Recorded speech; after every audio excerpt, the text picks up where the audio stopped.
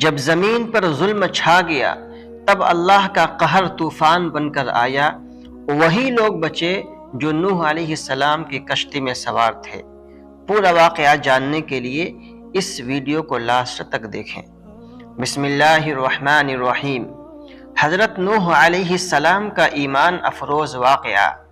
حضرت نوح علیہ السلام اللہ کے ان عظیم پیغمبروں میں سے تھے جنہیں اللہ تعالیٰ نے اپنی قوم کی ہدایت کے لیے مبعوث فرمایا۔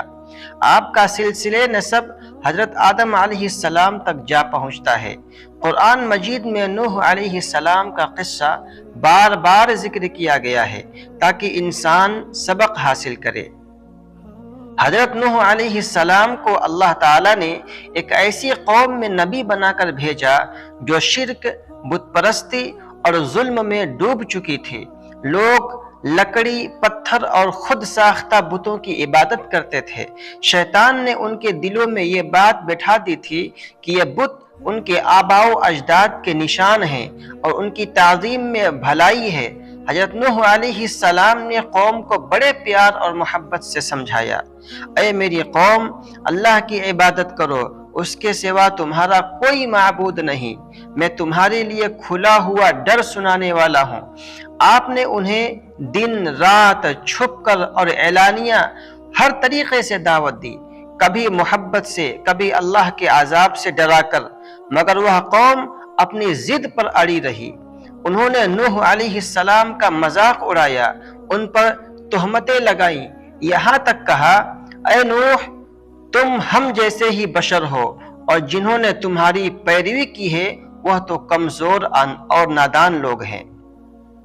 حضرت نوح علیہ السلام نے 950 سال تک اپنی قوم کو صبر کے ساتھ دعوت دی، لیکن چند انگشت شمار لوگ ہی ایمان لائے۔ اللہ تعالیٰ نے سورہ عنکبوت میں فرمایا، ہم نے نوح کو اس کی قوم کی طرف بھیجا تو وہ ان میں 50 کم 900 سال تک رہا، پھر ان کو طوفان نے پکڑ لیا اور وہ ظالم تھے۔ جب قوم نے نافرمانی کی انتہا کر دی، حضرت نوح علیہ السلام نے اللہ کے حضور دعا کی، اے میرے رب، زمین پر کافروں میں سے کوئی بھی بسنے والا نہ چھوڑ۔ اللہ تعالیٰ نے حضرت نوح علیہ السلام کی دعا قبول فرمائی اور ان کو حکم دیا، ہمارے سامنے اور ہماری وحی کے مطابق ایک کشتی تیار کرو اور ظالموں کے بارے میں مجھ سے کچھ نہ کہنا، وہ یقیناً غرق کیے جائیں گے۔ حضرت نوح علیہ السلام نے لکڑی اور کیل سے ایک عظیم الشان کشتی بنانی شروع کی۔ قوم کے سردار اور بدکار لوگ گزرتے تو تمسخر کرتے، ہنستے اور کہتے، اے نوح، پہلے تم نبی بنے تھے، اب بڑھئی بن گئے ہو۔ نوح علیہ السلام جواب دیتے، اگر آج تم ہم پر ہنستے ہو تو وہ وقت آئے گا جب ہم تم پر ہنسیں گے۔ بالآخر اللہ کا عذاب آ پہنچا کہ جب ہمارا حکم آ جائے اور تنور ابل پڑے تو تم اس میں ہر قسم کے جوڑے دو اور اپنے گھر والوں کو لے لینا، سوائے ان کے جن کے بارے میں فیصلہ ہو چکا۔ تنور سے پانی کا ابلنا طوفان کے آغاز کی نشانی تھی۔ پھر آسمان سے بارش برسی، زمین کے چشمے پھوٹ پڑے اور پانی آسمان و زمین سے ابلنے لگا۔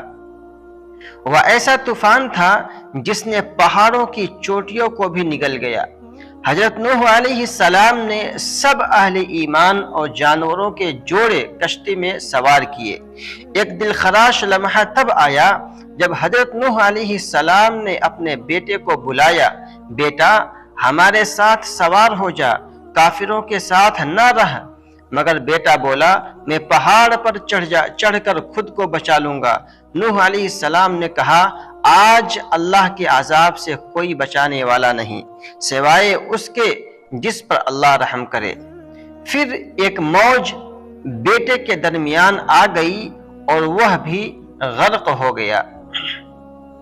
40 دن اور رات پانی برستا رہا، زمین پانی سے بھر گئی، کافروں کا نام و نشان مٹ گیا۔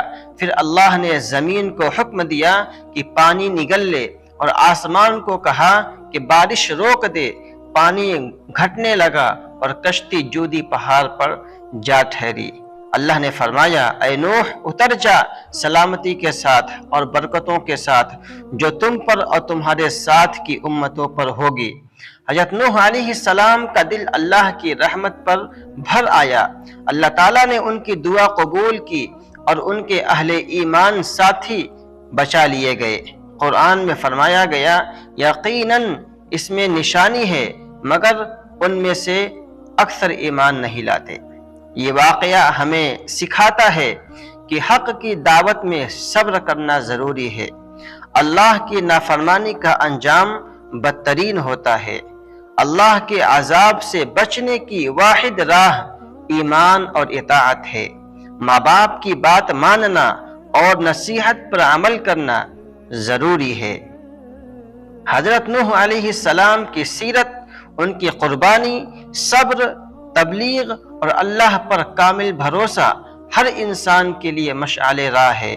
آج بھی ان کی کشتی کی کہانی ہمیں یاد دلاتی ہے کہ دنیا میں جتنا چاہے طاقتور ہو جاؤ، اگر اللہ کا عذاب آ جائے تو کوئی نہیں بچا سکتا۔ دوستو اگر یہ واقعہ آپ کو اچھا لگا ہو تو چینل کو سبسکرائب کریں، لائک اور کمنٹ کریں۔ جزاکم اللہ خیرا و احسن الجزاء۔ السلام علیکم ورحمۃ اللہ وبرکاتہ۔